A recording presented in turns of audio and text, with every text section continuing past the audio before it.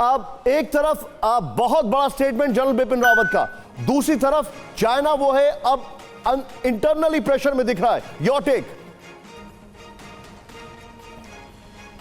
निशांत, सबसे पहली बात तो ये समझिए आप कि जनरल बिपिन रावत भारत के चीफ ऑफ डिफेंस स्टाफ हैं। वो एक गवर्नमेंट का हिस्सा हैं। जैसे कि हम लोग पहले थे कि एक सबॉर्डिनेट ऑफिस या एक दूसरी संस्था है जैसे कि सर्विस हेडक्वार्टर्स, आज बिपिन रावत साहब is a part of the government. आपने देखा होगा जब 2+2 अभी बातचीत हुई थी अमेरिका और इंडिया के बीच में, उनके फॉरेन मिनिस्टर और हमारे डिफेंस मिनिस्टर और उनके डिफेंस मिनिस्टर हमारे डिफेंस मिनिस्टर में, उन सब मीटिंग में बिपिन रावत साहब वहाँ प्रेजेंट रहे।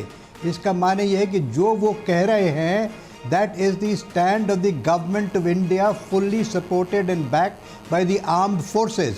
सो उनका बिल्कुल जो आज आपने मैसेज सुना, that is a message from India, not only message from the Chief of Defence Staff of the Armed Forces, but it's a message from India and everybody must be very clear about that. Point 1.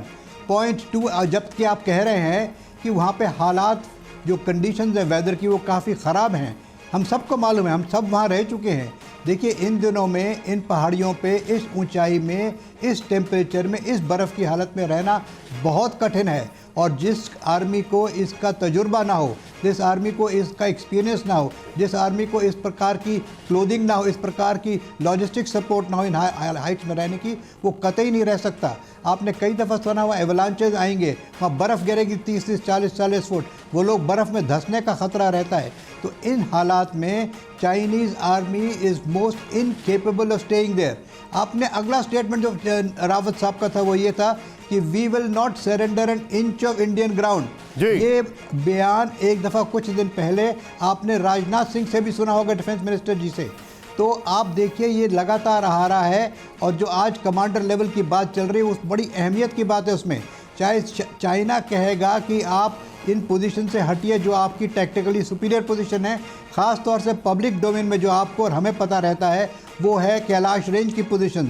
लेकिन निशांत जी मुझे पूरा भरोसा है, हालांकि मुझे कोई information inside की कुछ नहीं है, लेकिन और भी कई जगह टैक्टिकल पोजीशंस हो सकती हैं और अवश्य होंगी जिन पर भारत सेना इस समय तैनात है और वहाँ टैक्टिकल पोजीशन। सर आप जो बता रहे हैं, मैं एक मिनट जरा एक चीज अपने दर्शकों को दिखाना चाहूंगा, इसी फ्रेम को लॉक रखें, ऊपर में जाऊंगा जरा बिपिन रावत और नीचे चाइनीज सोल्जर्स की जो हालत खराब है वो शॉट्स दिखाएं। Please go ahead sir.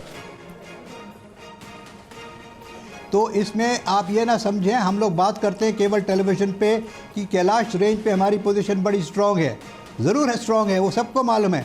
लेकिन मुझे ये लगता है, हालांकि मैं कई दफ़ा आपसे कह रहा हूँ कि मुझे इसकी कोई इन्फॉर्मेशन नहीं है, लेकिन मुझे यकीन है कि कई एक और भी जगह होंगी जो पब्लिक डोमेन में नहीं हैं, जहाँ पर भारत सेना की tactical position Chinese tactical position से सुपीरियर होगी। तभी चाइना बड़ा परेशान है इस समय। तो ये नहीं समझ में आ रहा कि मैं इनसे आज बैठकर लड़ूं, और लड़ूं तो कैसे लड़ूं, मेरी फ़ौज वह लड़ने के लिए काबिल नहीं हो रही और इन्होंने तो टैक्टिकली सुपीरियर पोजीशन अख्तियार कर रखी हैं। उसी बूते पे आज हमारे जो सीनियर कमांडर्स हैं, सर्विस चीफ्स हैं, CDS हैं, रक्षा मंत्री हैं, प्रधानमंत्री हैं, फॉरेन मिनिस्टर हैं, वो इसी की बूते पे कह रहे हैं कि आप पहले पीछे हटिए, हम पीछे नहीं हटेंगे।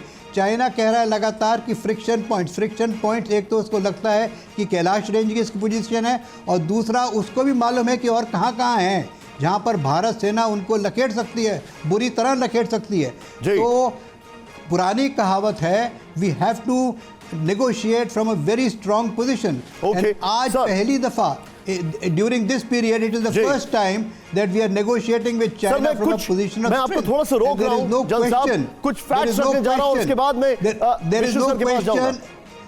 Got your point sir, point noted sir, point taken sir, please go ahead. Okay. There is no question of going away from the superior tactical positions. China has to withdraw first. Understood.